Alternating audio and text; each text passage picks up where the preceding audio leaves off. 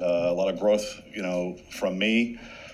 Business-wise, there's been huge growth, and probably in the first quarter of this year, I've already done more in production in one quarter than I did all last year, and that.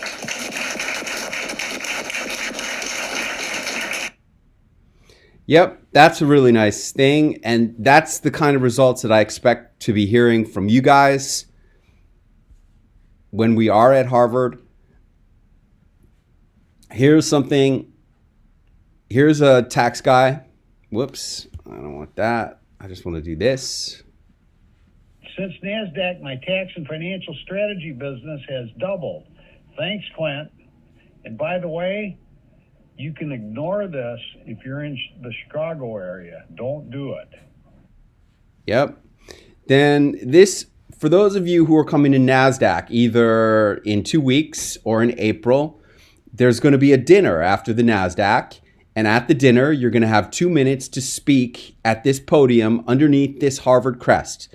This is one type of a speech you could give. I prefer that you give some kind of a humorous speech, but if you want to talk about how this has impacted you, the only thing we're trying to do is get the photos of you. There's no video of that speech, but here's an excerpt from a speech that Vince Davis gave at the Harvard Club in New York City. So after I finish talking and telling the story, we go outside, and Berkowitz runs up to me during a break and he says, "Vince, that's bullshit. That Jedi mind shit. That's not going to work." Well, we go back into the courtroom after the break, and the judge says, "I'm kind of siding with Mr. Davis on this." And we go back and forth during the settlement conference. And Berkowitz told me, "I came here to offer you $10,000. At the end of the settlement, they gave us 1.1. Yeah, your $10,000 case becomes a $1.1 million case. Yeah, that's what's possible when you start using storytelling and when you start performing like a VIP speaker using the things that I train you with, as Vince Davis has. Okay, this is my probably fourth or fifth event with Clint and Allie. This is probably one of the best events that I've taken. And, each time that I come to these events, I learn something more. When I thought maybe, I don't need to take any more seminars from Clint. There's nothing else for me to learn. But every goddamn time, he teaches me new things. Thank you, Clint.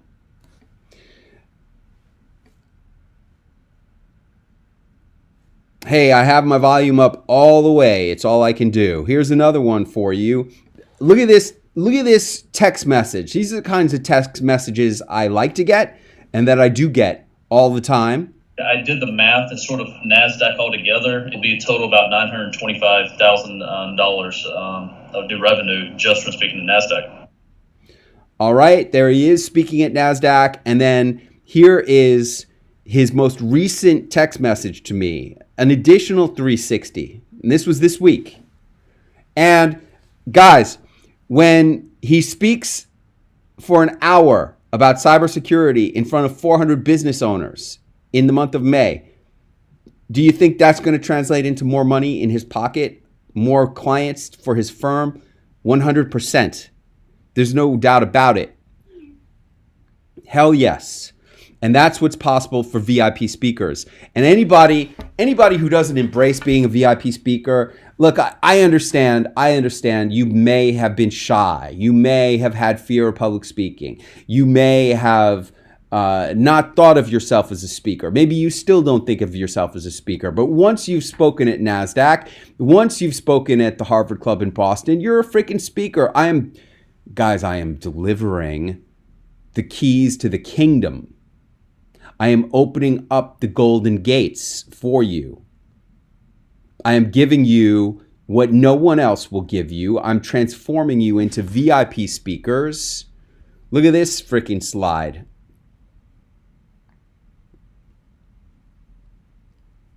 How do I get to that other part? Here, we'll have to do this. Watch this. We'll watch the preview of this slide.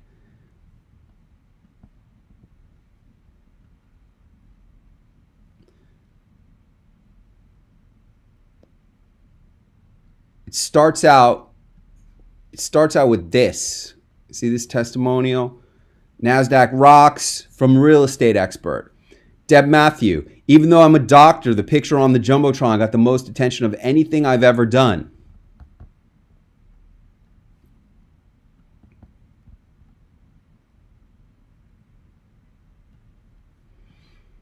Once you have these assets, my friends, if you don't embrace being a speaker, you're crazy. You're 100% crazy, because it's the only thing I really know that actually works. It's the only thing that I really know that will get you new clients, new customers, new leads, prospects, going in front of rooms and being a persuasive, confident speaker is the only thing I know that's actually going to have an impact for you. You need to have everything else. You type in Clint Arthur, you're going to see all kinds of stuff showing up. The first 5 pages of Google are all me. Then you're going to most likely click on some of those links and check me out. All that online stuff supports presentations in the room or in person, because people only buy in person. People only buy in person. That's all they do. I want to have Tom Mack come on. We just had a nice call in the income doublers section, and I want to bring on Tom Mack and have him talk about what he talked about in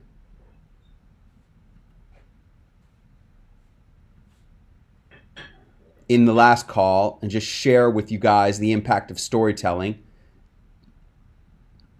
Tom, are you there? Hey, I'm here. Fantastic. Hey, you told a great story about storytelling recently. Would you mind sharing that again for us? I'd be happy to. Good.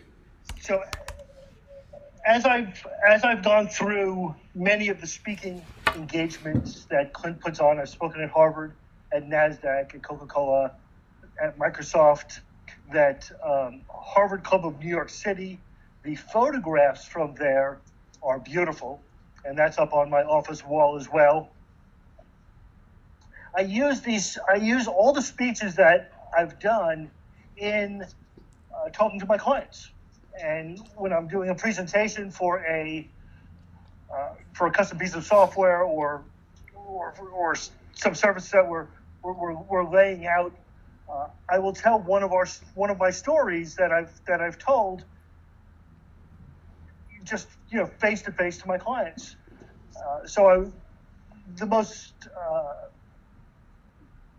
The most disturbing, kind of the hardest story I told with the best results was for the owner of a real estate company and his right-hand man. And I told the same story that I told at Harvard this past summer, which was about my attempted suicide. And I really, I like to share that story, but it's a little bit of a shocker. It's a little bit uncomfortable for the people hearing it when they don't expect it. And the result I got really surprised me. I finished telling the story, and I had absolutely no reaction. Hey, Tom, you know what I'm thinking? I'm going to play this video right here. This is it, right? Oh, yeah, that's it. Why don't we watch a real, actual Harvard story from last year's event at the Harvard Club in Boston, so you guys can see what this is like, and then we'll pick up. And that's the exact story I told. Okay, and this is the story, and you guys, you got to get the power of this. Watch this.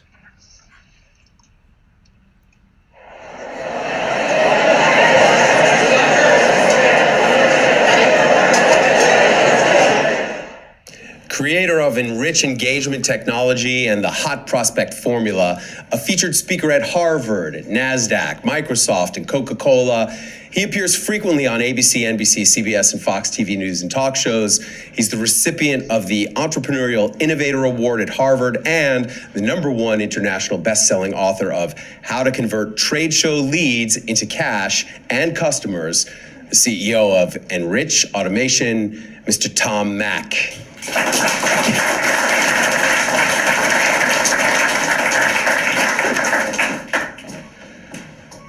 You're going to burn in the fiery pits of hell forever. That's what the preacher said as he waved his long, crooked finger in my face. It was Easter Sunday, 1998, and life was good. I had a big house, fancy cars. I was making more money than I'd ever made before. But the truth is, I was dead inside. Surrounded by all of my family and friends, I still felt totally alone. And the more people that came over to our house that day, the more I just shriveled up inside. I just wanted to run away. So I grabbed the keys to my red Porsche Cabriolet and I went for a drive. I stopped at a liquor store and I bought a bottle of Stolichnaya, my favorite Russian vodka, and I decided to drive out to the beach. As I was driving, I was remembering the last time I was out with my drinking buddies. My friend Gary said, "You ever think about killing yourself?" Well, the guys went around the table answering, no, no, no. But when it came to me, instead of saying no like I had planned, the truth accidentally fell out. And I said, "Yeah, every day." They were silent. I had just revealed my deepest, darkest secret. Nobody cared. They laughed at me and said, "Tom, quit talking about it and get on with it already." The weather at the beach was beautiful. It was warm, light breeze, the moon was shining bright. I walked in the sand for hours, just thinking and drinking, and in a moment of clarity, I had an epiphany that my family and my friends, they'd be better off without me. And I knew how I could make it look like an accident. I went back up to my condo. I poured the bottle of Tylenol PM out into my hand, and I took them all. I got a sharp knife from the kitchen, a pool noodle from the patio, and I went down to the ocean. I ran through the plan one last time. I'm going to swim out as far as I can, then use the knife to cut my leg to attract sharks. I stepped out into the water. Navigating through the waves with a bottle in one hand and a pool noodle in the other was darn near impossible. I got slapped up by a big wave and lost the noodle. But finally, I made it out beyond the breakers into some calmer waters, and I still had my bottle, and I was able to take a drink. And I went further, and I went further. The last thing I remember is I was floating on my back. It was peaceful and quiet. The sky was black, just dotted with a few stars. And I said out loud, "If there is a God, he sure doesn't care about me." Everything went black. I see a light. It's kind of fuzzy, but it's getting brighter. And I hear a voice far away. "You okay? You okay?" The voice is getting closer, and the light is getting brighter. My whole body is engulfed in the warmth of the light. I open my eyes. What is this place? Maybe that preacher was right. It's all blurry. All I can see is red. It's coming into focus. And then I see it. It's a lifeguard. Oh crap, I'm still alive? How is that even possible? Oh, I forgot to use the knife. I don't know how it happened, how I didn't drown. I believe it was the hand of God that kept me afloat and laid me in the surf. Back then I was powerless to solve my own problems. But now, having been sober for 19 years, solving problems is what I do best. In fact, today my entire company is focused on solving problems. You see, the biggest problems that people have are getting leads and turning them into sales. That's every business's biggest problem. And our company is focused on solving that problem of converting leads into sales. So I tell you all of this to say that if you're ever feeling so hopeless and helpless that taking your own life seems like it might be a good idea, know that it's a permanent solution to a temporary problem. Life is worth living, and you are worth it. All right. Yeah. Yeah. Wow. How amazing is that? Kevin Freem says, still chilling. It is. I mean, good golly, Tom. What a fantastic presentation that was. And I'm so proud of you for being so vulnerable and for being so smart as to be able to transform that story about a very personal moment into a beautiful little sales pitch for Enrich Automation. And when I tell that story, it is virtually identical. It is virtually identical. I started out a little bit differently because if I was to stand up and start yelling, "You're going to burn at the fire and hit pits of hell forever," they'd get up and run away. So I just flip flop the first couple words and talk about Easter first, and then I just jump right into it. And it's incredibly intimate. This story, and really all my stories, and the other stories are really just entrepreneurial journey stories, but they're personal. They're just really it's my personal life that I'm sharing, which is just so different than you would normally do in a business meeting. And what happened recently, a few months ago, when you told this story in a business meeting with some prospects? So I finished, and they said nothing. I mean, I just had a blank looks, no expression, and I felt uncomfortable, and I felt a little embarrassed for sharing so much of myself personally, and I got no reaction. And they opened up my presentation folder, and they asked me a question, just a technical question out of it, just to change the subject and to just to move on. So my thinking was, they don't like me, they don't like my presentation, they didn't like my story, and I just want to wrap it up and get out of here.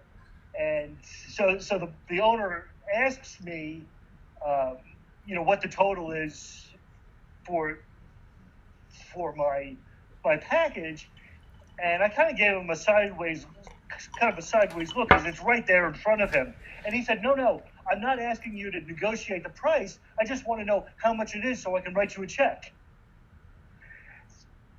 And that was the result I wanted. I walked out of there with a check for $25,000.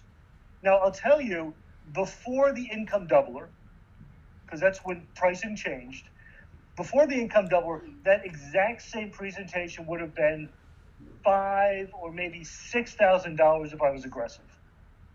I've sold that for $5,000 for the last couple of years. That exact same, really implementation, but the price went up to $25,000, and I'm very happy with that. Great. And then how much? Sell it at $25,000. How much extra revenue has come out of that one client as a result of that one meeting where you told that one story? So since then, I've gotten 2 more orders from them, one for $15,000 and one for $10,000.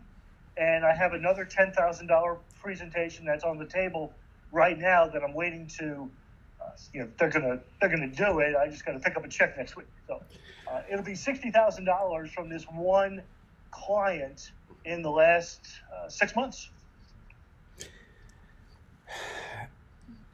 Ladies and gentlemen, these results are not typical because the typical client does not have the courage to tell a story that makes them as vulnerable or reveals as much of their own personal life as Tom Mack has done here in this video at the Harvard Club in Boston and in his meetings that he's having with prospects. Yes, he told that story in a meeting with a prospect and transformed it into a $25,000 check. If you want to have outstanding results, you must have meetings that are outstanding and different than everybody else's meetings.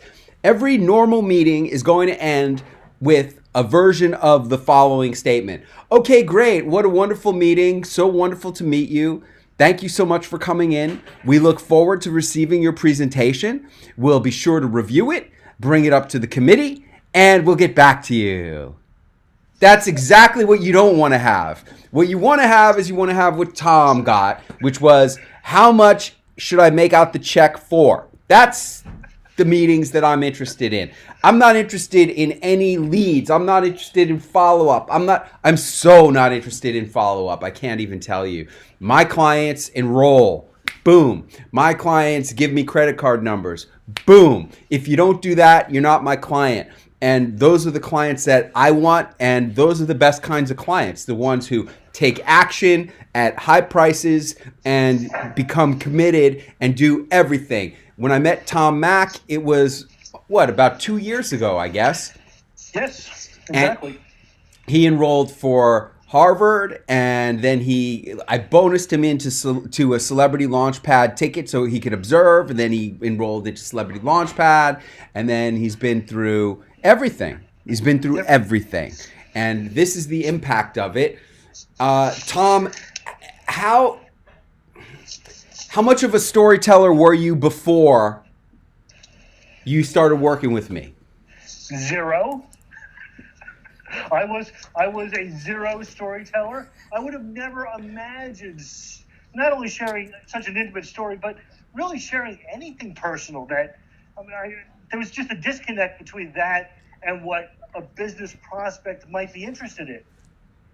So I did no storytelling, and over these last 2 years since we've met, I have become a master storyteller, and I tell a story with every prospect that I sit down with, prospects that I talk to on the phone, any opportunity that I get, and it's the first meeting, it's the first time we're ever sitting down together, and I lay it out on the line, and they love it.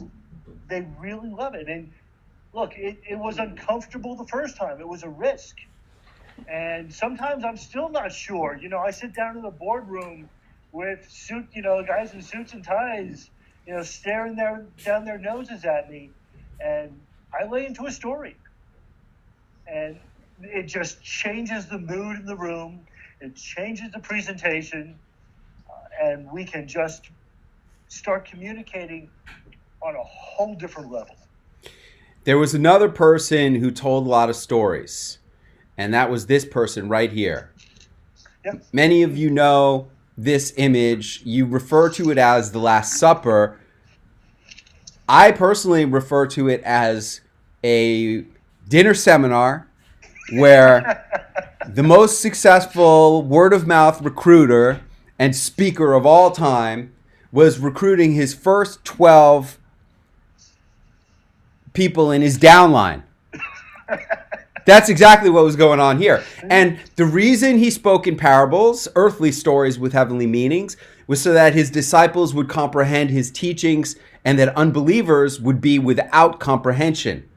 Those interested in understanding the truth of his message would understand, while those not interested would remain without understanding. People who are going to get it are going to get it. And the people who are not going to get it are going to look at you like you're crazy, and they're going to walk out of the room and they're going to get nothing. And that's the whole point. The purpose of great marketing is not just to attract the good prospects, but also to repel the bad prospects. And if they don't get your stories, if they don't get you as a person, if they don't get your vibrations, then you don't want them. You don't want them. And that is a very powerful example of storytelling, both from Tom Mack and the greatest storyteller of all time. Congratulations to you, Tom. Thank you very much for your fine example.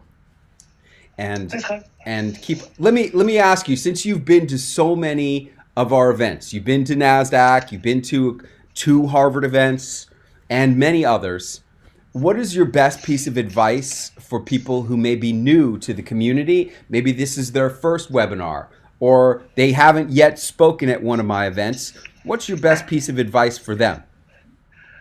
Boy, the events are they're packed full of people who you want to know. when every single person at that event is a high-level individual with big business and big aspirations, and is doing just like you are. You're speaking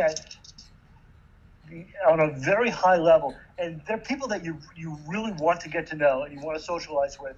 And Clint designs the events around being able to gather together and really get to know this group of people. So that just really taking it in and being there the whole time. Get there early, plan to stay through the day after the event, so you can really encounter and enjoy the whole thing. I think that's really important. If you cut out early, you're going to miss something for sure. And the other thing is to be prepared, and is to practice and know your material and know your speech inside and out, and don't wait until the last minute to do that. Start practicing early. Tell your speech often. I would share my speeches with my Rotary Club, my Bible study, my family, my friends. Any event that I would go to, I would just I wouldn't even tell them I was doing a speech. I just informally, I'd stand up and I'd tell the story. I've got 4 or 5 minutes to talk, and I just tell the story. And I'd sit down like it was nothing. They had no idea I was performing. They had no idea that I was rehearsing. I just stood up and told the story. I went to a Chamber of Commerce meeting where I was a guest, and I didn't know anybody. I was there with a friend. They asked for an introduction, and I told this was before my very first Harvard, and I told my Harvard speech, and they loved it. So it was really good affirmation for me, and it was good practice, because you want to be well prepared to deliver the best presentation you can, so that your video is awesome and you can promote the hell out of it and share it with your prospects and customers now and for years to come. My first speech was 2 years ago, and it's up prominent on my site, and it gets sent to people just as if I did it last week. And they're not going away. They're evergreen. That's exactly right. These are the stories of your life. At the very least, what you get out of this entire experience and this whole public speaking, VIP speaker transformation mentorship is that you get to learn the stories of your own life. And every time you tell the story, you're going to get a deeper understanding of who you are and what your life is really about. And you're going to get better at telling these stories, and you'll learn how to use storytelling as a way to make more money. For example, I just got this text message today at 4:31 p.m. from Will Nobles. That's this guy. I'll show you this guy again. Where is Will Nobles?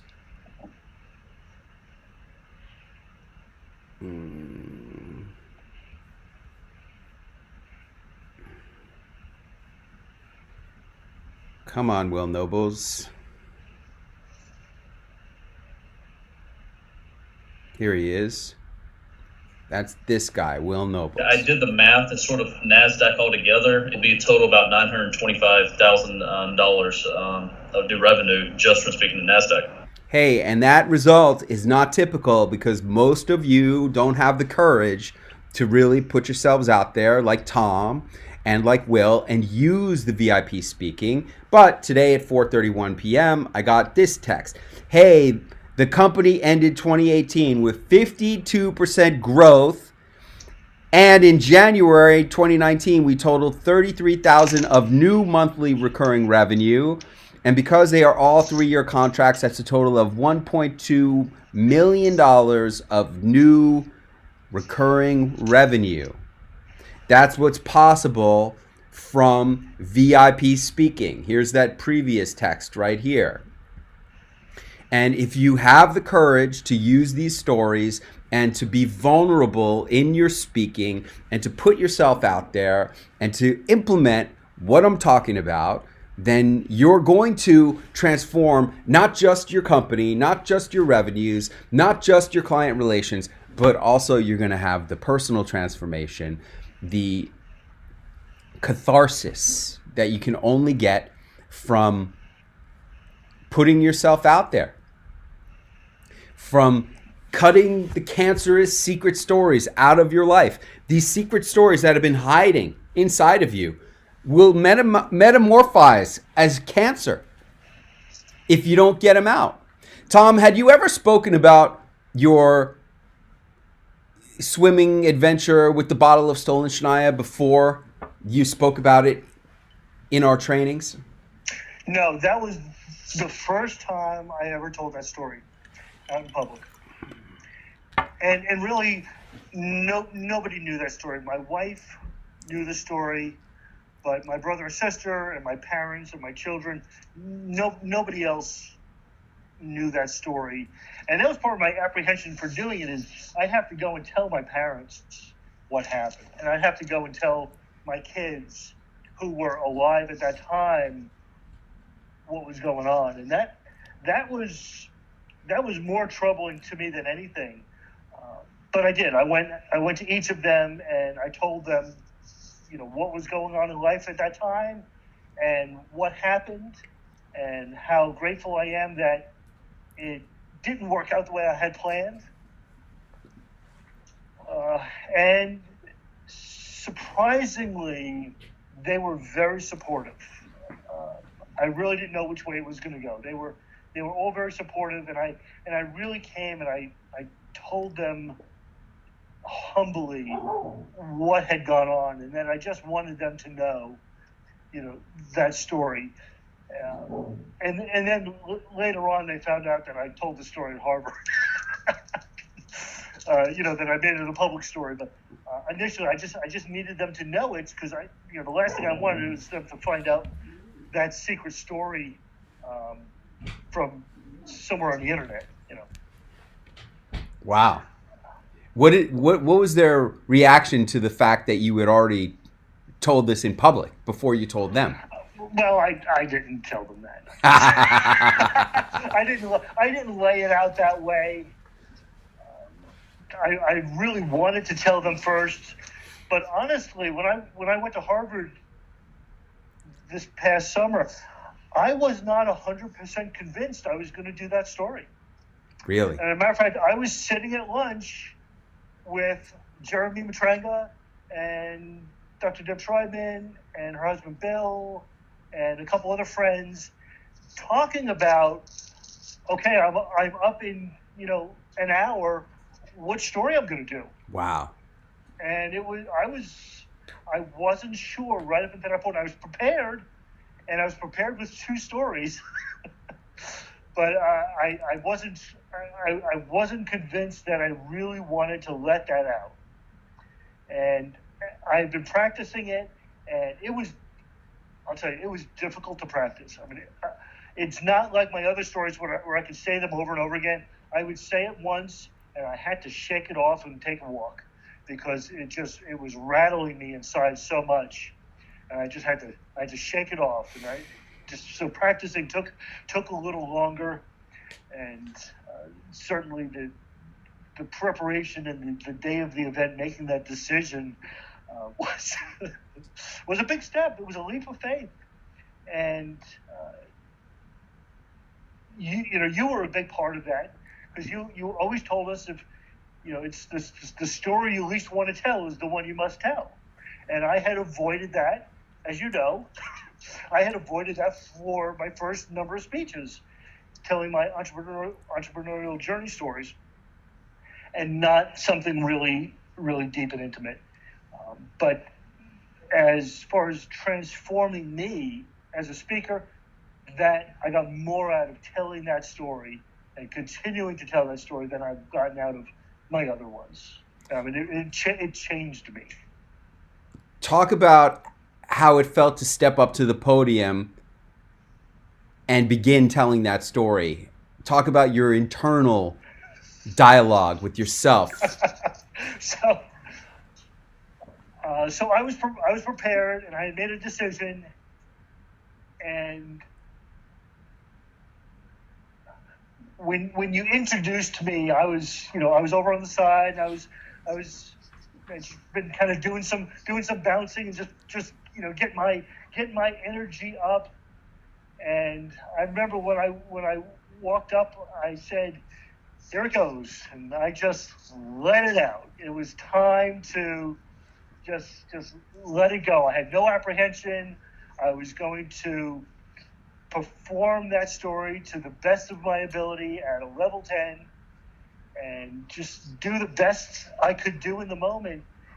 My concern is that I would break down at some point in the middle of the story because it's emotional, and I had not been breaking down in my practices. I did initially when I was first putting it together, but as I was practicing it, and I had to keep cutting pieces out to get my time down. It was too long, so I had to keep practicing it with pieces removed, so I could keep it tight and not go over time. And I was able to hold it together. So really, my only concern was holding it together through it. But I had so much energy, and I was just so excited to share that story that it wasn't an issue. It wasn't an issue at all. In all fairness, everybody, those of you who are not part of our more advanced program, you haven't been to Harvard yet, you haven't been to NASDAQ yet, or maybe you've been to one. Tom first told that story at a practice story session that we did at Microsoft. We did a speaking event at Microsoft. Did you tell that story at Microsoft or not? You told something else. No, I didn't. You did not. But I told it during our training time. Yeah, during a hot seat that he had at Microsoft, he used his hot seat opportunity to go up and tell this story for the first time ever. And it was so powerful when he told it, and that gave him the encouragement to go ahead and tell it for real in a polished way at the Harvard Club of Boston a couple of months later. And I want you guys to see, I mean, this website, tommac.tv, you notice it is very similar to somebody else's website, okay? Yes, it is. And I'm very happy about that. I mean, Tom is swiping and deploying as you all should be. You should all be creating a celebrity positioning website. This is mine, and we'll go back to his. This is his. And here's his sizzle reel, and here's his NASDAQ image, and here's basically a swipe and deploy of my bio on my media page, and here are his videos, and here's some TV videos. What was this? CBS what? This one here, what is that? Was Albuquerque. My next guest is here to help us beat online. Okay, that's NBC Albuquerque. Okay, you should modify that. That's NBC Albuquerque. Okay. Oh my. Yep. Yes. No worries. And then this was him at his first Harvard event 2 years ago, and this was at Coca-Cola. All of this was built. This is a celebrity positioning website, and look at his sizzle. Watch the sizzle.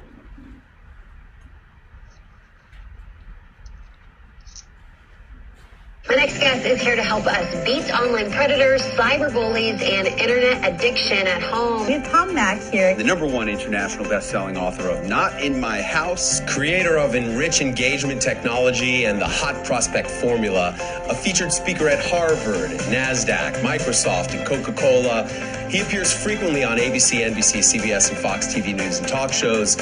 He's the recipient of the Entrepreneurial Innovator Award at Harvard and the #1 international best-selling author of How to Convert Trade Show Leads into Cash and Customers, the CEO of Enrich Automation, Mr. Tom Mack. I would like to thank Bill Gates and the wonderful people at Microsoft for having me here today. At a young age, I learned something really important: how to make money. I earned so much money repairing, renovating, and fixing up Volkswagen Bugs when I was in high school that I went off to college with enough money in the bank to pay my own way the whole 4 years. The biggest problems that people have are getting leads and turning them into sales. That's every business's biggest problem. Today, my entire company is focused on solving that problem of converting leads into sales. Enrich Automation sets you apart and delivers an irresistible customer experience. We literally have a robot named Richie, and he makes that problem of the bloody battlefield disappear. And that's why I wrote my book, How to Convert Trade Show Leads into Cash and Customers, because every business should be able to double their income. Facing your problems, that's what equips you to win in life, because your problems are the pathways to gold. Guys, it's been a year and a half since we started together with Tom Mack, and that's what he's been able to achieve in terms of creating assets, creating a website to use to position himself as a VIP speaker, as a expert at what he does. And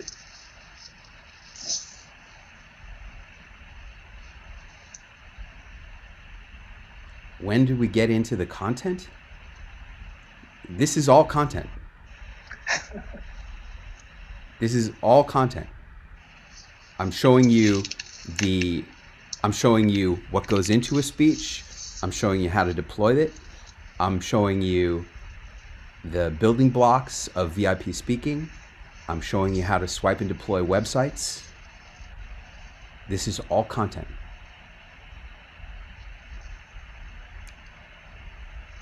I know this stuff may look, I don't know.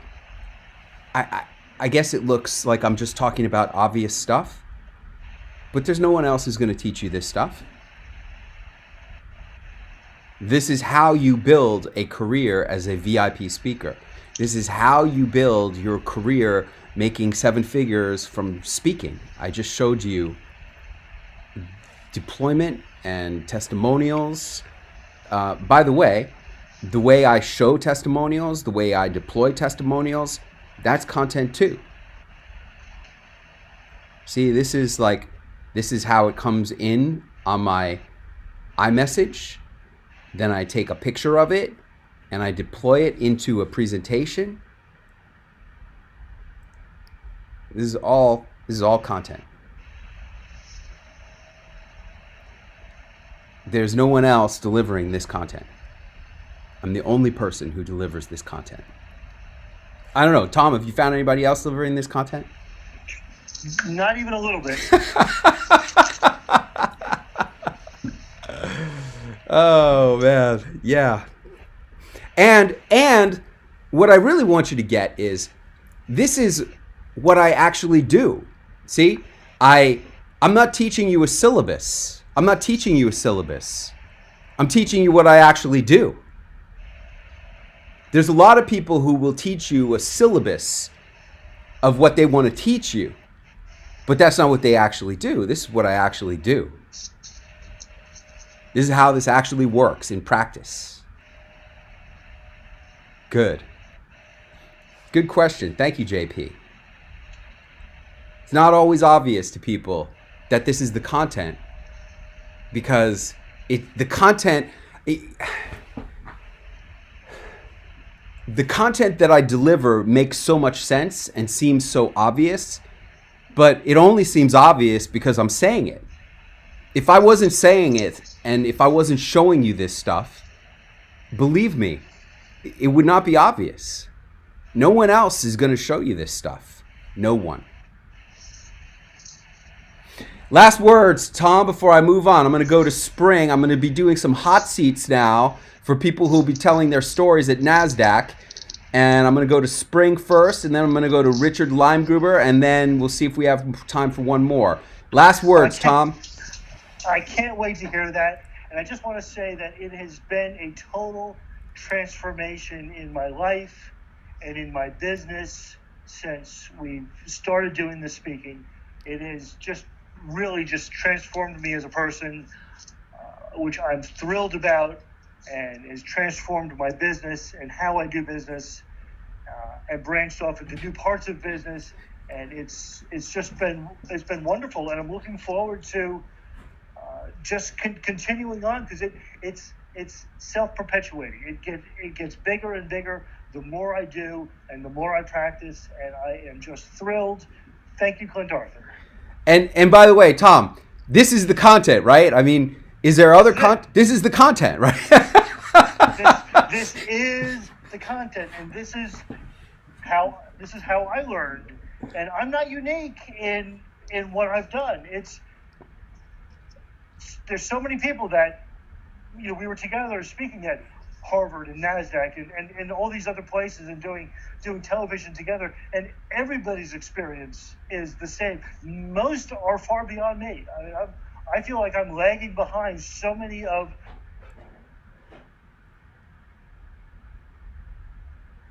Oh, we lost you there at the last bit. There you go. So many of what? Just our classmates that are taking off, that are doing so well. You're And just it's exciting. you're just behind on TV. That's the only area that you really haven't excelled. I mean, you've done pretty good at TV, but you haven't done a lot of TV. And I'm looking forward to seeing a lot more of your TV appearances on the Celebrity Launchpad webinars coming up. And that's where you really need to go to the next level, because what you don't understand about this whole entire celebrity entrepreneurship experience is that the TV is the most transformational part. All these speaking things are really good. However, because they're controlled by me, because I basically produce the environment in a way that it's very friendly and easy for you to succeed, every one of you on this webinar will have an easy time being successful at Harvard and at NASDAQ. It'll be easy for you.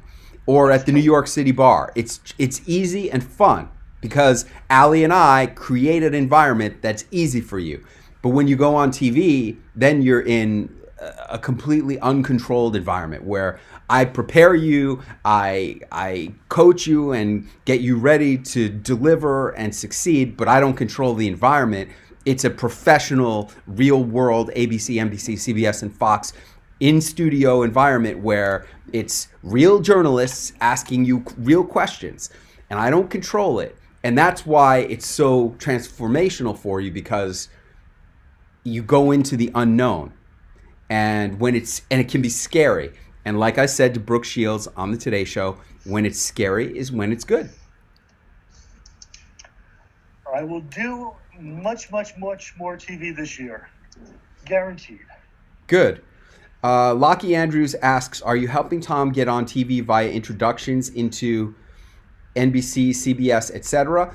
Tom has attended Celebrity Launchpad twice. He came the first time about a year ago, and then he just came to his second Celebrity Launchpad in January.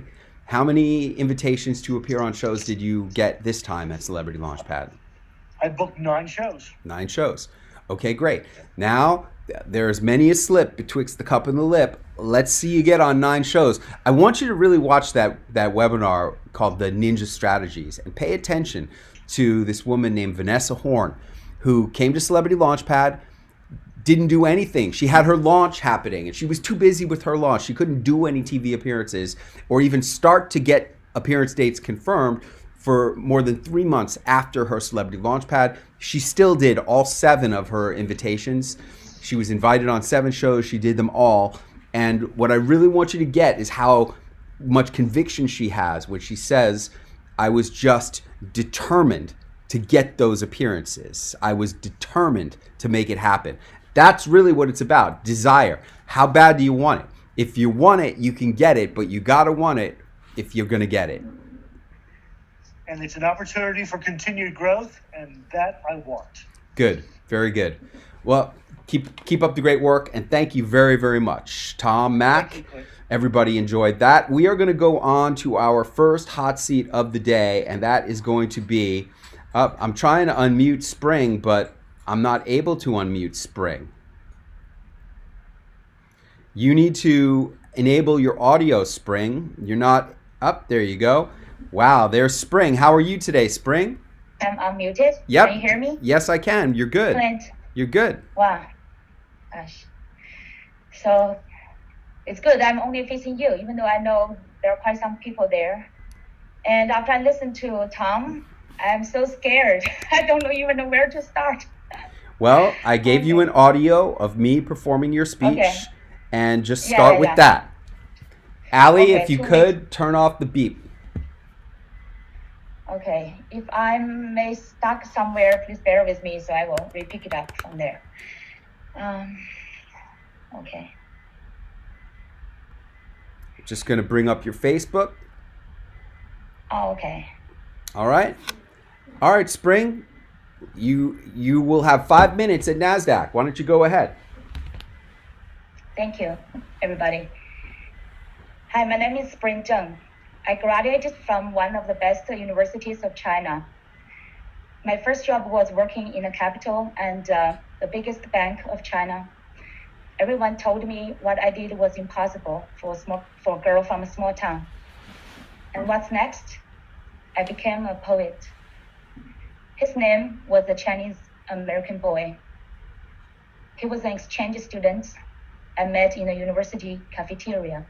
We became good friends through many discussions, conversations, and even debates about the US and China. Then, when he went back to America, I started writing.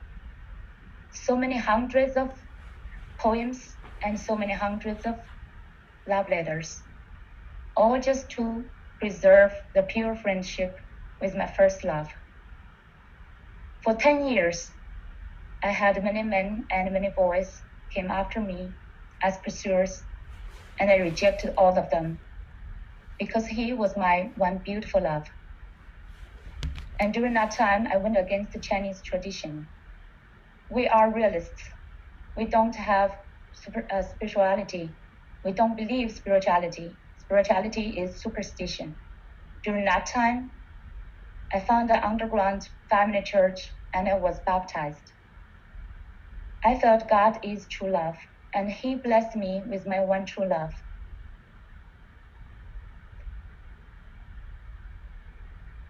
For those 10 years, the only reason I could survive, it was because of my faith in God. I was accepted to the PhD programs at Columbia University and the University of Pennsylvania. And the only way I could come over here was that my true love agreed to marry me. But he married me as a friend because he loved me like a friend.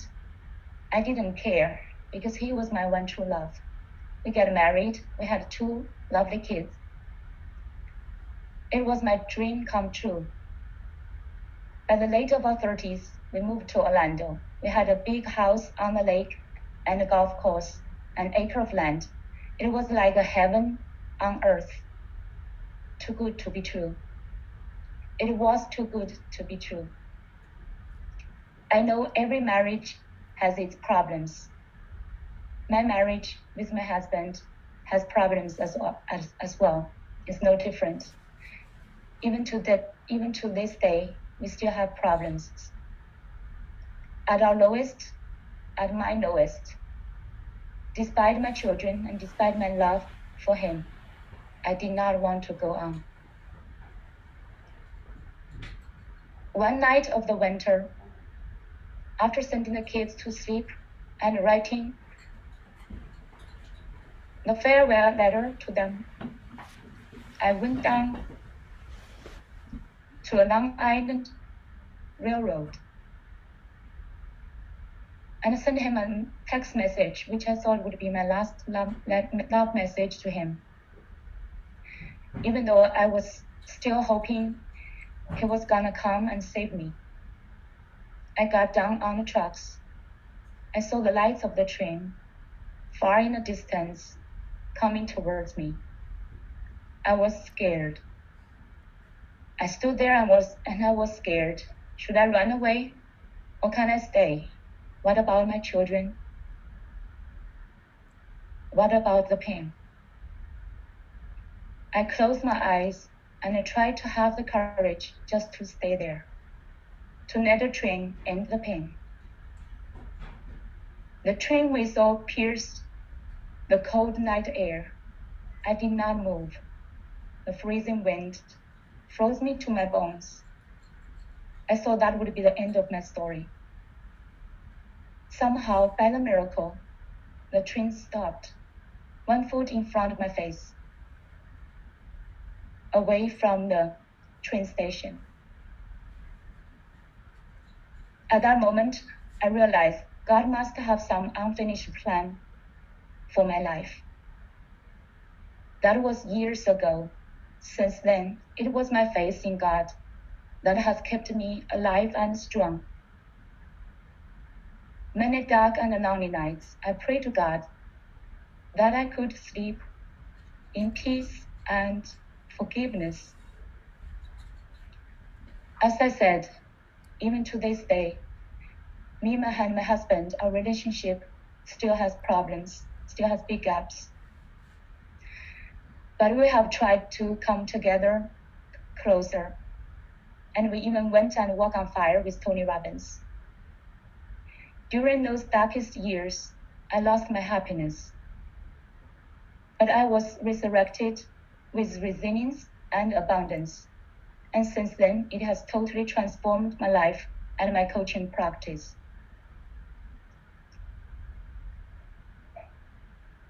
Since that night on the train tracks, I feel I'm living a new life. My love to the world and to God is so much bigger, greater than my old love. I've realized I gave all of myself and lost myself when I was only loving one man.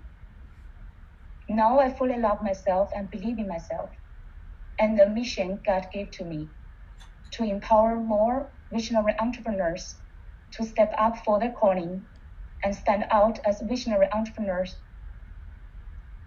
and also as the thought leaders with their unique God-blessed gifts to transform more lives and positively impact the world for the abundance of all.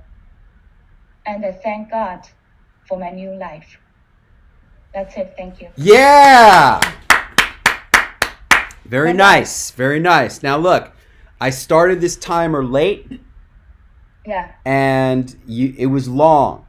You've got to speak faster. I know this is your first time performing this for an audience, and I want to recognize you and acknowledge you and congratulate you on doing that. That was a tremendous accomplishment. Really. Great job. Great job. How do you feel right now, Spring? Oh, the first thing is like, gosh, I get the goosebumps. Thank God I did not read my script. I survived. It's just like I survived another night. Was that, let me ask you, you didn't read that? You just spoke that by memory right there? Yeah, by my memory, I'm looking at my window. Outside my window, I did not refer to my script. So thank God I survived this. I thought I will forget. That was amazing. Yeah. That was amazing. How much practice have you done, Spring? Just the recent 2 weeks, right? You gave me last week the audio back, the final version. Yep. So I just practiced 1 week. Okay, how many times did you say it over and over and over? Every day, 2 or 3 times. So maybe just dozens of times. Great. Every day, 2 or 3 times. So maybe 25 times maximum? Yeah, I like that. And when I was driving, when it's safe, of course, when it was safe, I was repeating that in my mind. And before my sleep, I try to memorize that before my sleep. So I think that's the best 2 times I practice. Yeah, now you're getting to the point where you can use a special tool that I recommend, and that is called Voice Loop. It's an app that looks like this microphone right here, Voice Loop. And what you do is you record the story in total onto the Voice Loop, and then it plays it in a loop. You put it next to your bed, next to your pillow, on your nightstand. Play it all night long. And that will help you. Now, I want you to go back to my audio because you did a fantastic job in delivering the material. You got the material. That's good. The first step is memorizing the material, and you've done that. Now we go to the performance part. And there are some issues with your performance because you haven't learned to end up. You haven't learned to end up yet. And you need to learn to end up. So for example, I'll give you this line, okay? I remember one of your lines where you didn't quite hit it. You said, and during those 10 years, the only thing that sustained me, this is what you said. The only thing that sustained me was my faith in God. And what I want you to say is, and during those 10 years, the only thing that sustained me was my faith in God. Ending up. Okay, for those 10 years, the only reason I could survive was my faith in God. Yes. Because what happens is, if you don't go up, and let's see, is JP still on here? Or did I lose him? JP Albano, good. Here's some good, fresh content for you. This is clear content you'll never hear anywhere else. So get this. As a speaker, unless you end up, that means you're going to end down. And when you end down, people can't hear what you're saying. All right. They just lose it. What happens is you think you're saying the word, but you're not even saying the word. When you're ending down, you're already thinking about what's the next sentence that I'm supposed to say. You're not finishing your thought. You're not present in your thought. And what I'm saying is that in order for you to be able to convey a powerful message, you have to be present and inhabit each and every word, especially the last word of a sentence. And the way to do that, the easiest tricky way to be present in every single word, is to end up. So for every sentence, not just every paragraph. You know, really, for every word. Any word that you want to emphasize, you accomplish emphasis by ending up. Yeah. My struggling was like I was trying to control my emotions.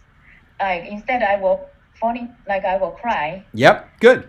Very good. Yeah. Now, that's a very important point, because a lot of you, I want you to share. Look, we happen to have had two very, very personal and similar theme stories tonight on this webinar so far.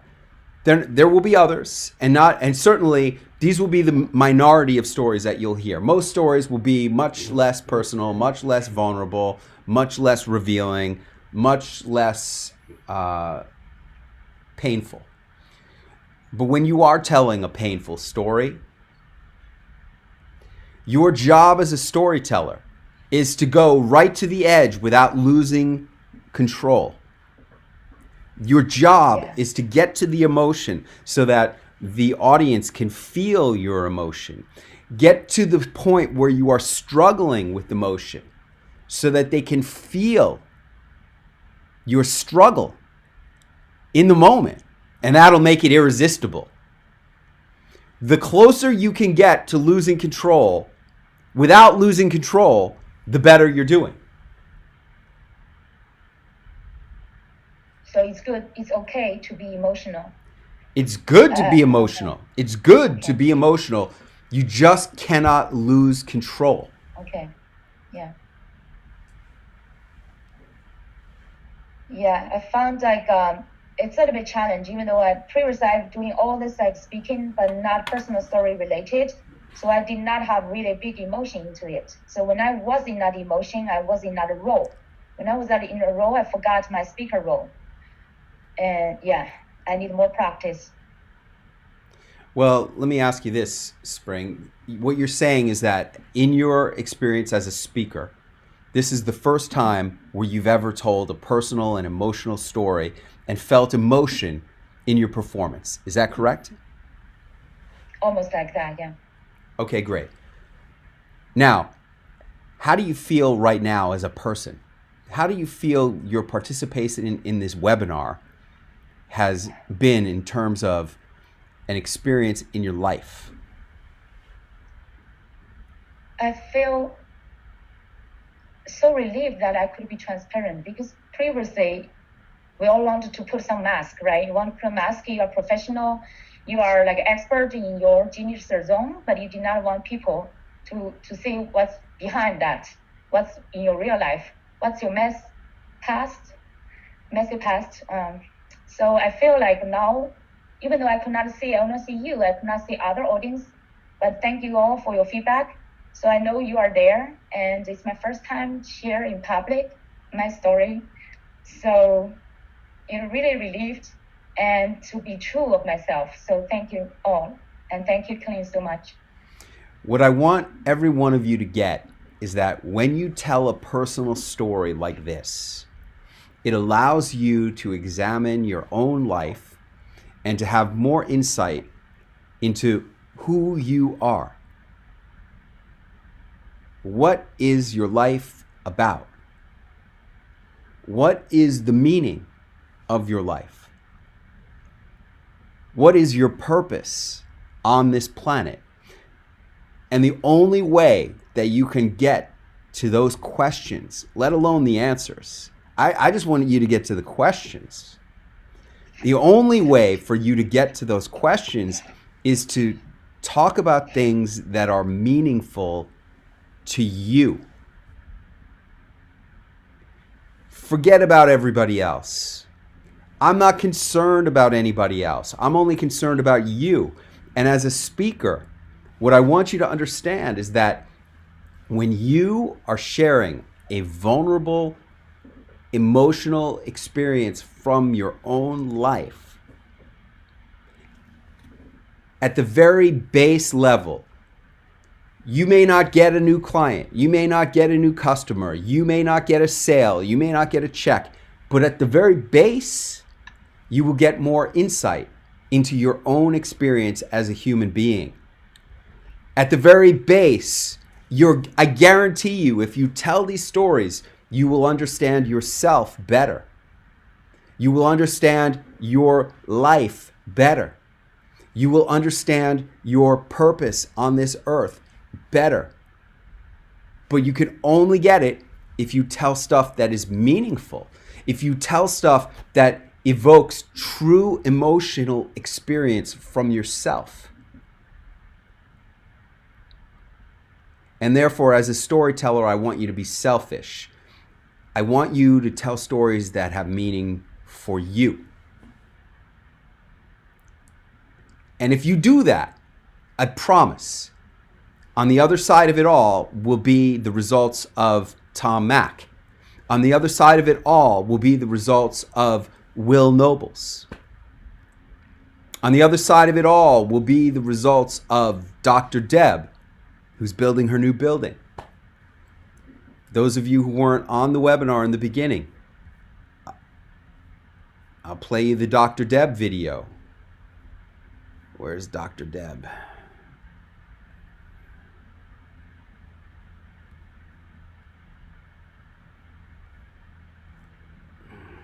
Dr. Deb. Yeah, this is like actually another thing against our tradition. We always try to show the best, serve the best for other people. We think what is the struggling or pains, we should save to ourselves. No, you must be selfish. Here's the Dr. Deb video. What has been the transformation for you in terms of your ability to close clients into your wellness program, and has your pricing on your wellness program changed at all over the past few years since you began this adventure? Well, I probably have almost doubled what I charge now in the past little over a year. Doubled prices? Yep. I probably closed twice as many as I did a year and a half ago. Wow. So doubled closing rate. Wow. No wonder you're building a freaking building. Seriously. I mean, when you double the prices and double the closing rate, that's quadrupling revenues. Yes? Yep. Holy shit, that is amazing. Quadrupled. I went from a 6-figure practice to a 7-figure practice. Wow. Yeah. That's just freaking massive. And what I really want, and so what does that mean? What is the impact of quadrupling prices and quadrupling revenues? And I'm going to go to Facebook and I'm going to show you what the impact is, Dr. Deb, because I'm going to take the picture of you with the building. Dr. Deb, that's what I'm looking for. That's amazing. Okay, that's the impact of quadrupling revenues. And that comes from personal storytelling, and that comes from courage, and that comes from being willing to be selfish in your storytelling and tell stories that are meaningful to you. And this is essential that you get this, guys. It's essential that you get this. The more personal and specific the story is to your life, the more universal the experience will be for the audience. When you talk about your grandfather, the listener envisions their grandfather. When you talk about your children, the listener envisions their children. When you talk about going down on the railroad tracks for the Long Island Railroad, the listener can see railroad tracks. They know what that is.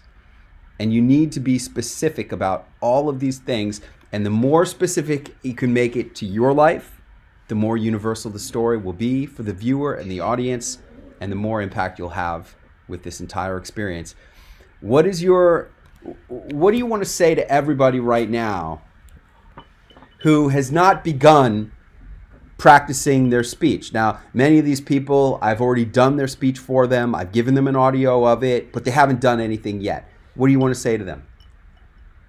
Wow, initially I thought I'm maybe the newest one, because I joined recently, and I was very afraid I will be so behind everybody. So I would really encourage you that this storytelling is really free yourself. It's free in my heart, actually. I told my husband I will share this message with him. So far, I've not shared with him yet. I've been practicing by myself. So he will get surprised by that, but it's fine. And I really want to encourage everybody, if I can make it, English is not my first language. I believe most of you can make better than me. I've been struggling, especially in my coaching. I've been in coaching 10 years. The first few years, I had been struggling so much with my English. I was so inconfident to feel like, English is not my first language. It's so difficult for me to stand in front of people to speak. So I only start from last year, started to use Facebook Live to speak, but focus more on strategies, on the best practice, but never related to my personal story. So it's my very first time to share my, the most painful past with everyone. So I really encourage you to do your part. Great job, Spring. You're an inspiration to a lot of people already, and I'm looking forward to hearing more great results from you. Thank you so much, Clint. Thank you. Great job. I'd like to go on now to Richard Limegruber. You need to enable audio, Richard, so I can unmute you and get your hot seat. There you go. Richard, are you there? Can you hear me? I can hear you now. How's it going? It's going well, thank you. How are you? Very good, very good. What did you think of Spring's presentation just now? I thought it was remarkable. I thought it reminded me of somebody who's looking to grow, somebody who's looking to become more than what they are today. Oh, that's for sure. And, one of the things that I've learned in life is that in order to grow, you have to become uncomfortable. And there were a lot of parts to her speech that I felt she was very uncomfortable with. And to me, that's a sign of growth. Great. Fantastic. Well, I'm going to give you 5 minutes on the clock. And are you ready to go with yours? Sure am. All right. Well, everybody, I hope you enjoy Richard Limegruber. Well, good afternoon, everybody. So I have a question. Who here likes pizza? Raise your hands. Okay? And who here likes cats and dogs? Who doesn't like cats and dogs, right? So I'm in my first year of college, fresh out of high school. I've just been accepted to this 7-year pre-med BSDL program where the pressure is on to become a doctor of osteopathic medicine. Not in 8 years, but in just 7 short years. So it's my first day for me to go to this biology lab. And previous to that, we had all had this light textbook stuff to study for. And so I walk into this new lab class, and there on a slab is this dead cat. And I look at my partner and I say, there is no way I can dissect this cat. And the professor who happened to be nearby was like, Rich, you have to dissect this cat. It's part of the class. You just got to do it. And I said to my professor, there is no way I'm doing this. I love cats. I love all animals. And that was the end of my studies to become a doctor. So at the same time, I'm working this local pizzeria delivering pizza. The owner of the shop, Frank, he was a super great guy. And he knew I was a hard worker and that I was hungry to make a lot of money.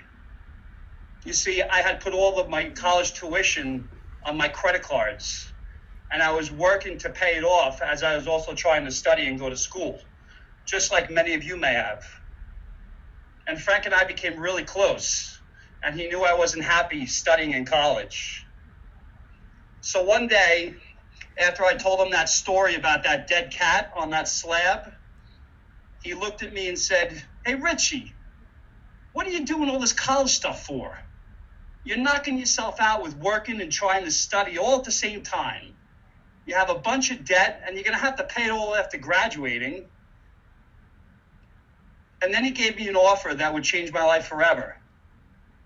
He said to me, why don't you come into pizza business with me? And I'll pay you a shitload of money. You'll be my manager, and I'll teach you everything to know about how to make a ton of money in the pizza business. You'll be on Easy Street in no time, and you'll be able to pay off all your college debt. If you want to go back to college after a year, then go back, he said. But you'll make a hell of a lot of money.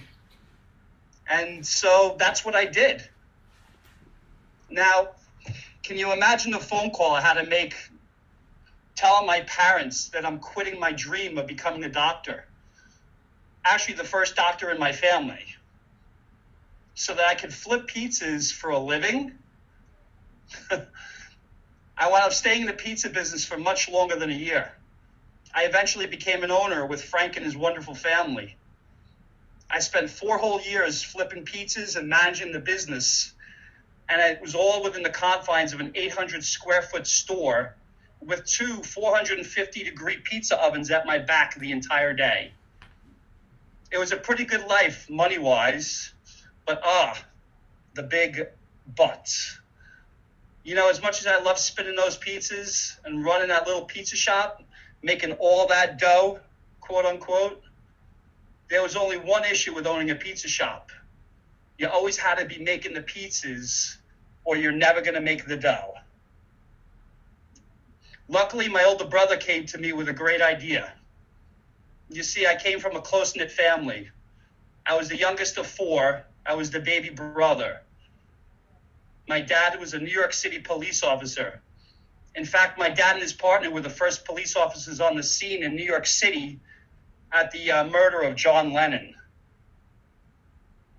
My dad, God bless his heart, he walked the beat for 20 years and never wanted to move up to become a sergeant or anything else because he loved doing what he did, and that was helping others.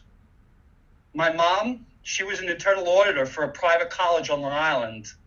Her job was to look over finances and ensure no one was abusing their positions at the university, and while doing that, taking a little extra for their own personal gain. So between my mom and my dad, I always had instilled in me honesty and hard work. I remember my mom always telling me, Rich, hon, you have to go to work every day and just do what's right and always be truthful. I'll always remember the day I was talking to my brother Eric. I was telling him how much money I was making and how great everything was in the pizza business. But then he asked me that one question that I didn't want to hear, but I knew eventually it would come. He asked me, "But are you happy?"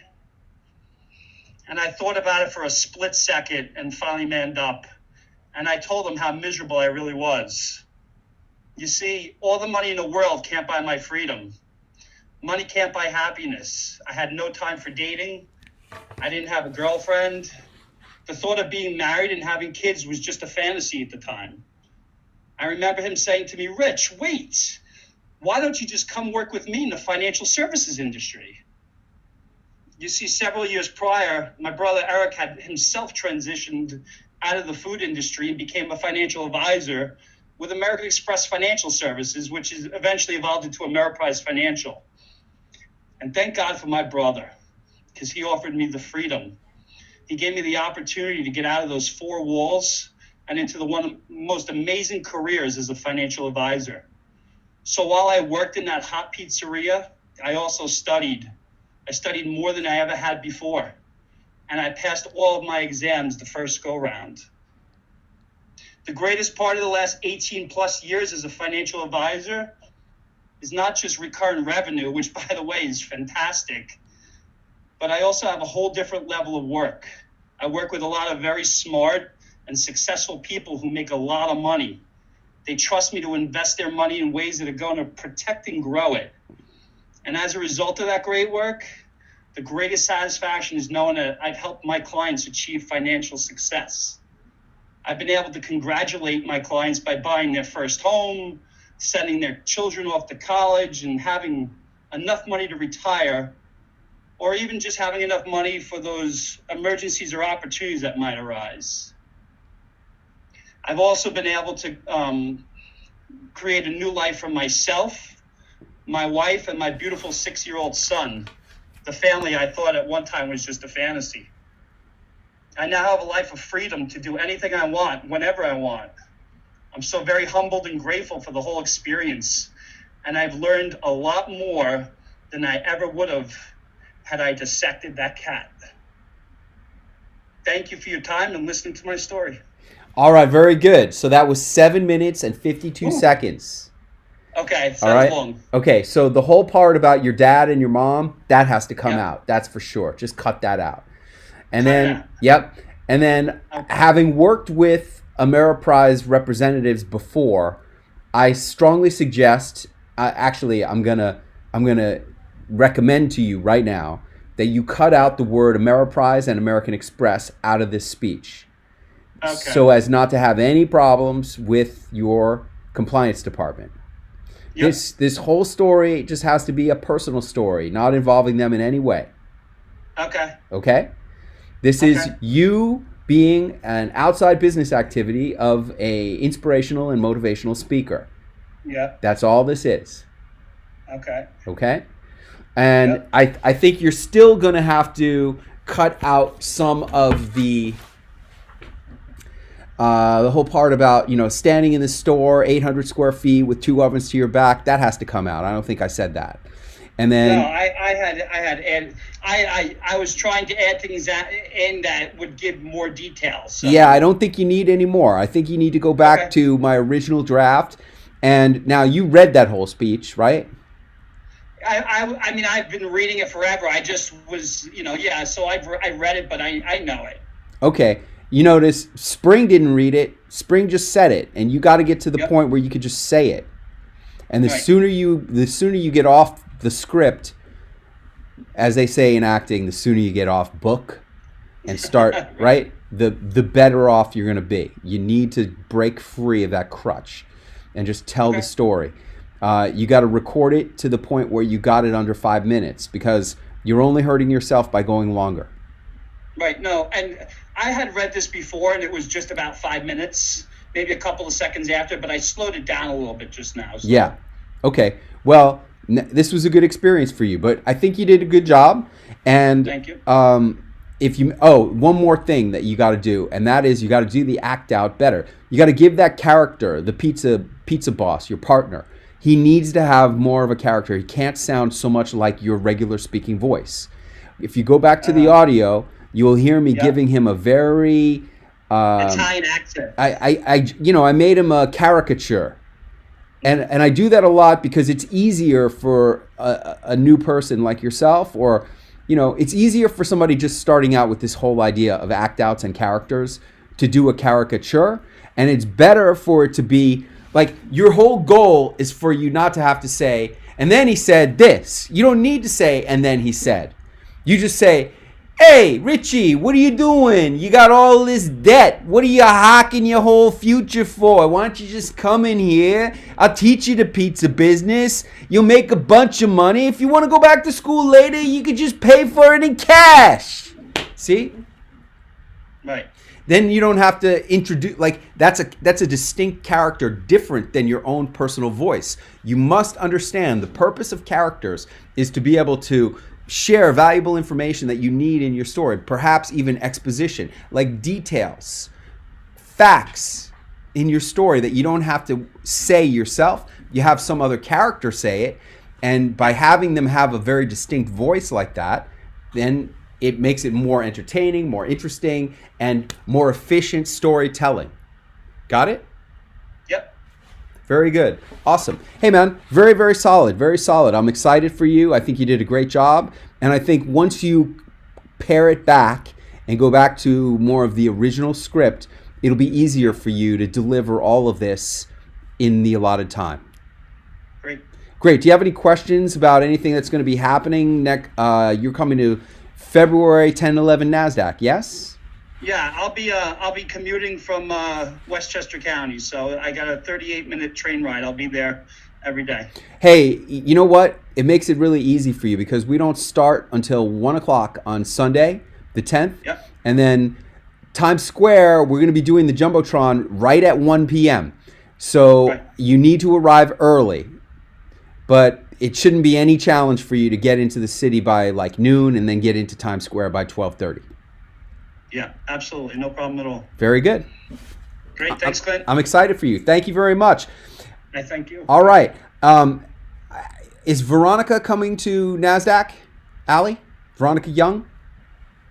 Yeah. Hold on. Hey, Veronica, I know you want a hot seat. I'm trying to unmute you to talk to you. You need to enable your audio. Yeah, she is. I'm sorry. Okay. There you go. You need to enable your audio. Unmute yourself. There you go. All right, Veronica Young, how are you today?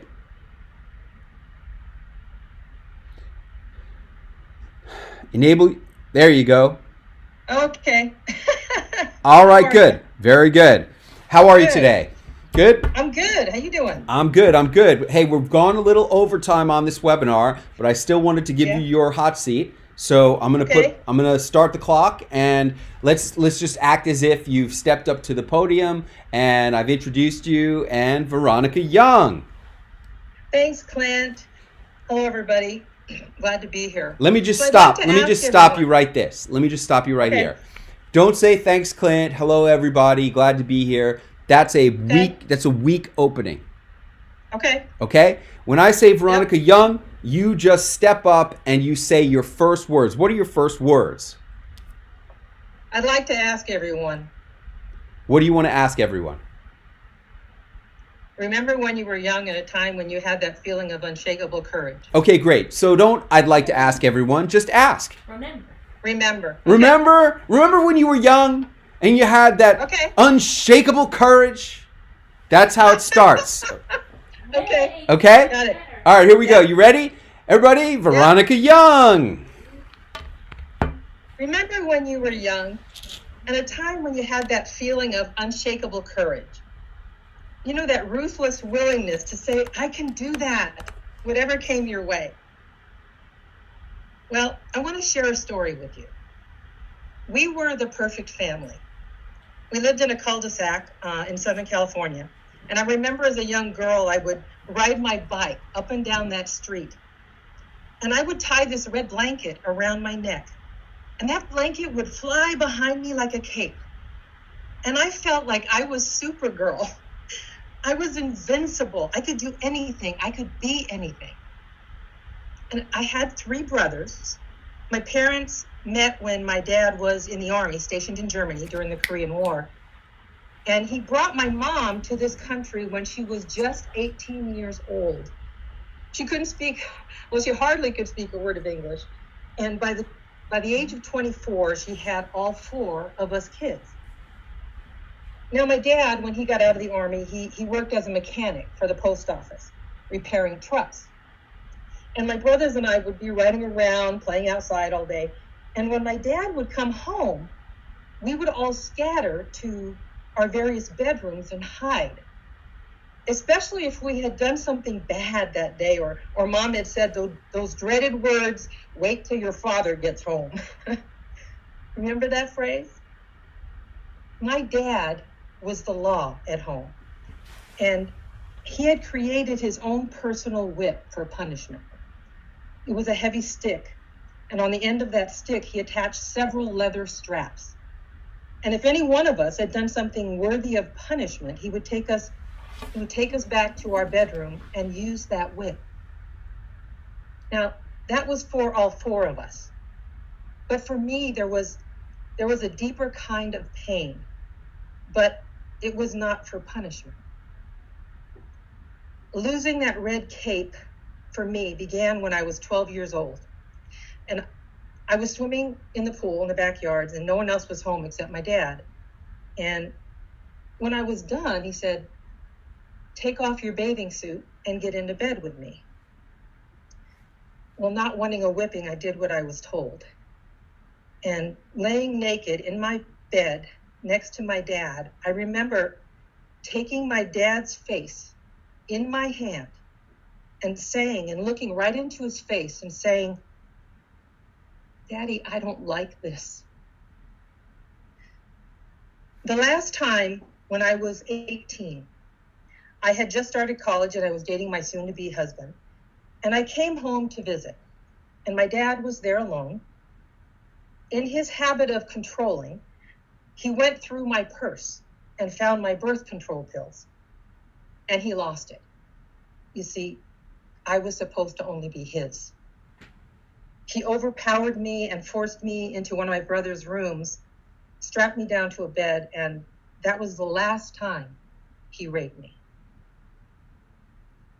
About a year later, I was married, and my husband and I were having marital problems.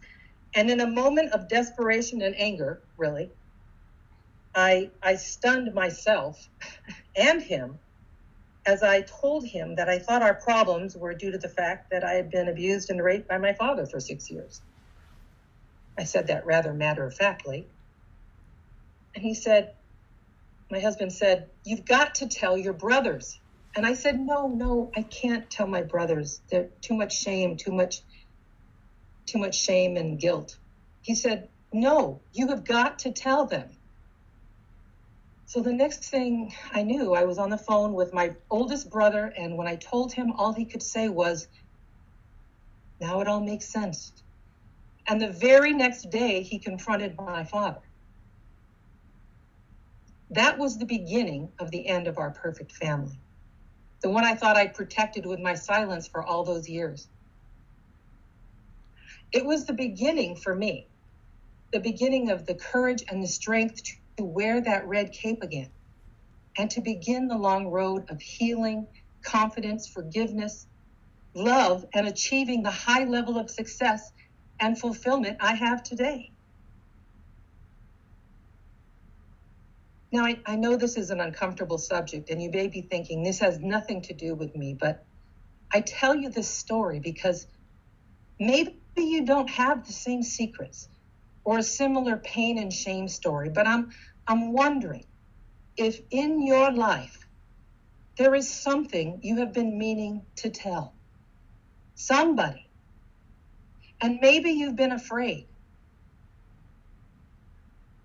I assure you that the first step to healing and peace is admitting that there might be a problem and a past experience may be causing some pain and that you might need some help. And the second step is talking about it for some of my clients, I'm the first person that they talk to. I'm on a mission to ensure every person knows their power and takes control of their life. I'm Veronica Crystal Young, the Know Your Power transformational coach and author of the upcoming book, The Other Side of Pain, Reclaiming Courage and Freedom After Sexual Abuse. So I leave you with, what's your next step in donning your red cape of courage, stepping into your truth, and claiming 100% of what you really want for your life? Know your power. Thank you for allowing me to share my story. All right. Wow. All right. Now, that was 6 minutes and 30 seconds. So that's that's going to need some trimming, my dear. You know, it's less is more. There's no doubt about it. Less is more. And you're going to have to go in there and figure out what are you going to take out. And I know that you feel like every word is precious, but I want you to understand that even when a word is not there, even when a scene is not there, it will still continue to color and inform the rest of the material that remains. Okay? So just trust that process, that you need to get it down under 5 minutes. Great job on that. Have you told that story in public before? A couple places. Yeah, I was on stage last year. I did. And then not since then, though, not since last year. Okay, were you reading this or were you just performing this? I was performing the middle piece. At the beginning and the end I read. Okay. All right, good. And I think it did get a little salesy at the end. So I would take a look there and try to reduce the salesiness of that. Okay. Okay? Very courageous story. I think, I tell you, very gripping story, Veronica. I mean, and I really love the journey that we go on. The more you can paint the picture of that superhero girl with the red cape riding her bike in the cul-de-sac. Yeah. What was your opening question again? Remember when you were young at a time when you had the feeling of unshakable courage? You know, I'd even just take that out. You know, I would just start with the little girl riding her bicycle in the cul-de-sac with the red cape. Tell us that piece right now. Say that right now. I remember as a young girl, I would be riding my bike down the street and I would attach a red blanket to my neck. And that red blanket would fly behind me like a cape. And I was feeling like I was Superwoman. I could do anything. I could be anything. Yeah, that's a much better opening image. See, when you're speaking, you need to start powerfully and you need to end powerfully. And if there's some powerful moments in the middle, then fantastic. But you gotta have an opening that hits people between the eyes like a sledgehammer. And that is a beautiful moment. You know, when I was a little girl, 11 years old, we lived on a cul-de-sac and I would ride my bike in the street and I tied a red blanket around my neck and it flew behind me on that bicycle like I was wearing a superhero's cape. I was invincible. Yeah. I even remember drawing an S on it. Yeah? Oh, yeah. Yeah. And then when she takes her father's head in his hand. Yeah. Yeah. But that feeling of invincibility ended when I was 12 years old. Dad came home from his job, working at the post office as a mechanic on trucks. And it was just me and him. We went swimming in the backyard, and then he told me to get in bed with him. That's boom. I mean, you see like how quickly we got right into that? Right. Okay. I mean, maybe you have to, I don't know, maybe you have to, like, I know there's that piece in there about the whip, okay? Yeah. Maybe you have to reorder that and put it afterwards and condense it. I think that's what has to happen. Maybe I don't need the part about my mom either. Yeah. You know, Germany. About your mom coming from Germany? Yeah, I don't think you need that either. Okay. Good. Okay. Yeah. I even left out a whole piece because it was the time. I left out a whole little section about the estimates and the CDC and how many people have been abused, and it's like a 20-second thing, but I just left it out. No. Nobody cares about that. Only people want stories. That's it. That's all they want. Well, the reason I wanted to put that in is say that, to say that, somebody behind you, in front of you, and behind you and in front of you, they're part of the statistic, and maybe you are too. You know, what I mean? It those doesn't statistics matter. are widely known, but really it only matters to the person it matters to.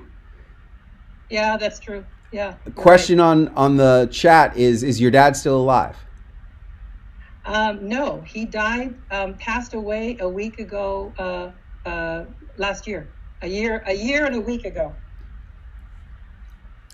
And I have to tell you, part of this is part of why I'm feeling very courageous about this is because he did pass away, and I feel like I'm giving myself permission to tell my story. I Very understand. interesting. I understand, Yep. and a lot of my own story about you've heard the story of me talking about how my dad who raised me was not my biological father. I couldn't tell that until many years after he was gone. Right. Yeah. And that's part of gaining your power as a person, as an adult. Yeah. Mm-hmm. Yep. Well, thank you for allowing me to share that before NASDAQ. That's great awesome. job. I think it was very helpful. I think if you do take out the stuff about your mother, take out the stuff about, condense and move the stuff about the whip, and then Okay. and do the other things that we say that I said on here, and we will send you the link for this webinar. I will be posting this webinar as an unlisted webinar on YouTube pretty soon. Only people who are part of this program will have access to it, and okay. You'll be able to go over this and see my comments again. Okay. In detail. Sounds great. I don't know if you can see this chat. Pat says, I have to say my children were molested and you really helped me with some stuff today. Oh, I'm glad to hear that. Thanks, Pat. I really appreciate that. This is what's possible, folks. Even on a little thing like a webinar, you can be impacting people. You can have more influence, more impact. And if you use this in your everyday career, it will translate into more income, because only when you impact people on a real level are they able to really trust you enough to become high-level clients and do big business with you, which is exactly what we all want. Now, I hope everyone... What did you think of the content today, Veronica? I thought it was great. I really could relate to Mac. Thank you for sharing your story, because I have one like that as well. Of course, I have one like that. But it's really funny, Clint, because you talk about stories, and I know everyone has more than one story that they can tell, depending on the situation or the audience, or you pull, or who you're going to be speaking for, and you pull the story out that's more applicable to whoever you're talking to. So I think that your idea of the story is really, really important. And I've really latched onto that and started to write all the different stories that I possibly could tell. And it's really opened me up a lot, and I appreciate that. So thank you for that.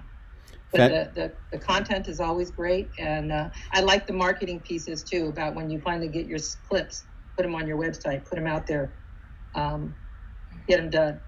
Do you have... NASDAQ is in 2 weeks, right? A week or 2 weeks. Yeah. It's in a week. February 10 and 11 is NASDAQ. February 10 and 11 is NASDAQ. And some of you may be coming to a NASDAQ April 28, 29. Some of you may be coming to Harvard June 28, 29, and 30.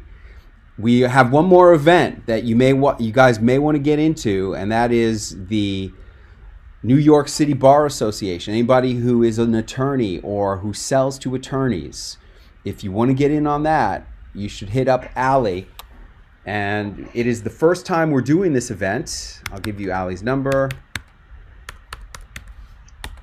Okay, there's Allie's number in the chat. It's the first time we're doing the New York City Bar. And normally, and henceforth, there will be a $10,000 investment. Since it's our first time and we are exploring this venue and doing it for the first time, you have a special opportunity to do the New York City Bar Association for only 4 installments of $9.99, $4,000, and you can get a great video and great networking and photos at the New York City Bar Association. Let me show you what it's going to look like, because it's pretty freaking impressive, I gotta say. I want it. That's why I'm doing it, is because I want it. And where is it? Come on now. I want it. And I want to show you what it looks like.